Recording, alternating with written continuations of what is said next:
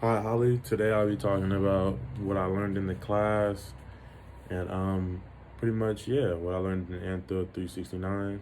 So when we started talking about the Marshall Islands and how their big thing is making maps. So they make maps they don't use any conventional technology like how we use GPSs, compasses, and all that. They use um, like they use wood, some small sticks, rocks, and like sand to distinguish land masses without using any technology or like sonar stuff to see the land. So they'll use the sticks to show where the land masses are, the rocks to show the land masses, and the sticks to show the currents, so you know if you're close to that land mass or not. And that allowed them to travel from island to island and use the ocean as a pathway instead of a blockage. This helped their people connect with each other overall. So, as most people, including myself, when I look at a map, I look at the different land masses and I think of the ocean as a divider between these vast masses of land. So, me thinking like that, I think is more of a barrier than anything. But they use the ocean like, okay, we could use this ocean to connect with our people on that side of the water, or the ocean to connect with people on this side of the water. So they use multiple ways to use the ocean, pretty much.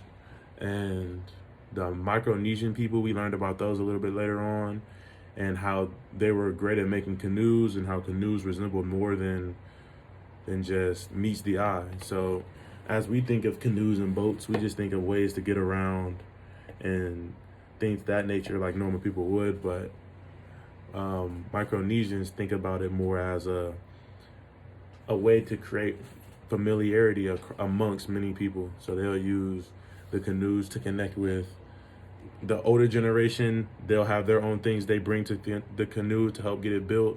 The younger generation, they'll go grab supplies or whatever to help the canoes get built. So it's just a way to bring everyone together. We also talked about Oceania and their geography. So Oceania combines of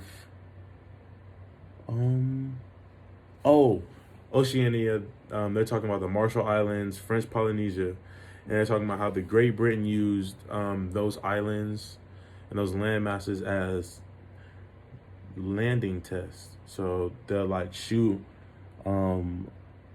missiles over there with like radiation or something, and that can affect the environment. So they'll use that to see the side effects that it'll leave.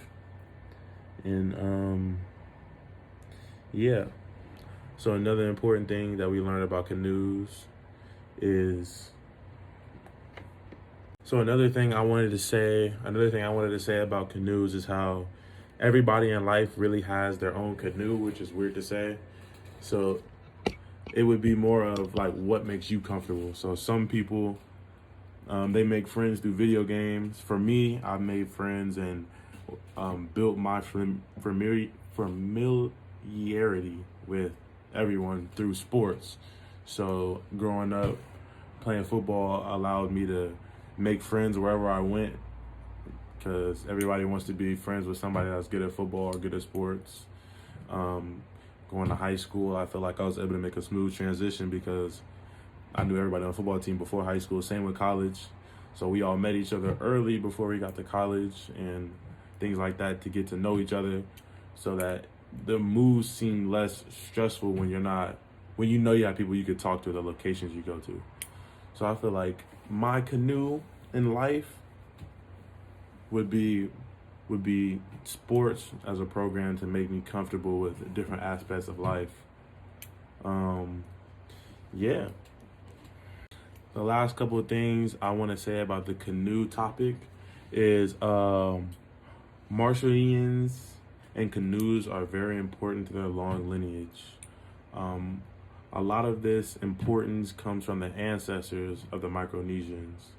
Micronesians use canoes as a way to travel the ocean and continue to break barriers that the world has put out on navigation.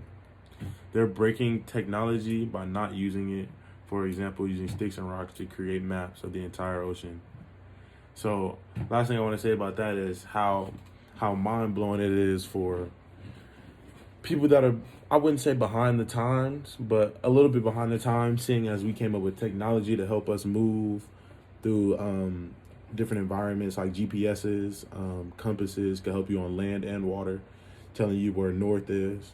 But the Micronesian people would use the North Star to tell them where north is. They would use star constellations and wave currents, tide patterns. They would use all that to figure out that behind this set of clouds, there's an island sitting over there. So just trust it. It's crazy to believe that they're able to build that much confidence and that much resilience to learning this and getting passed down from generation to generation, so that it's never lost in translation. It amazes me. It's crazy how they were able to do that, and it shows how smart they are overall and how they're able to build stuff on their own that I couldn't even dream about building by myself. So that's gonna be one of the last things I say about the canoes. Just how amazing they were at doing what they're doing. A lot more than what I would have came up with in a time like this without any technology. Now to talking about my outline, what I said in my outline was my outline of what I'll be talking about in the video for my last assignment will be on Polynesian wayfinders and their navigation of the Pacific Ocean. Setting sail in a small canoe leaving Hawaii, your target being a small island in the Pacific Ocean that is no bigger than the land masses that they live on. For thousands of years, Polynesians have been making this trip without any modern technology. Ancestors would use the sun, moon, stars, planets, and tides, and even the clouds to make this trip.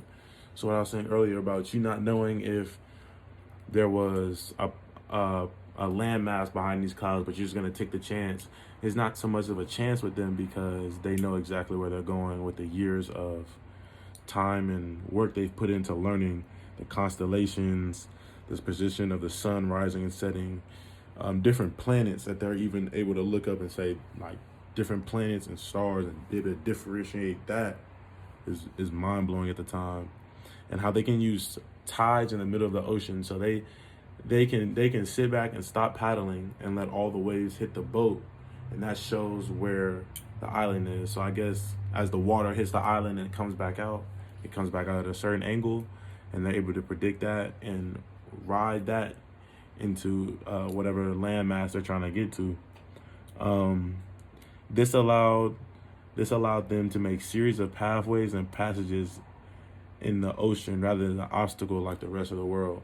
Like I said earlier, to radiate what I said earlier, they use pathways, passages to make the ocean a little bit more travelable, if that's a word. If you're able to make the ocean a place more people can see without seeing it as a boundary.